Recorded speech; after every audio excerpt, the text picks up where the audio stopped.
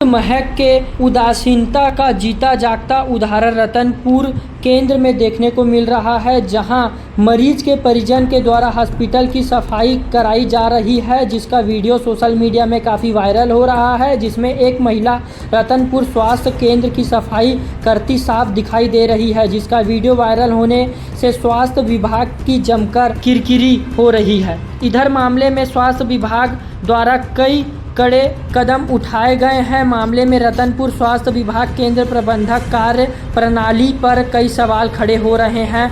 आपको बता दें, जिले के आसपास के स्वास्थ्य केंद्रों में स्वास्थ्य व्यवस्था खबरें लगातार सामने आ रही है, जिसके बाद स्वास्थ्य विभाग का मूल मुक्त मामलों पर कई ठोस पहल नहीं कर रहा है, जिसका हर्जाना ग्रामीण अंचलों के मरीजों को करना पड़ रहा है। अब देखना होगा कि इस मामले में रतनपुर स्वास्थ्य विभाग के खिलाफ कितनी कार्रवाई होती है। अब देखने वाला विषय यह होगा मामले में रतनपुर स्वास्थ्य प्रबंधन के खिलाफ विभाग किस तरह की कार्रवाई करता है।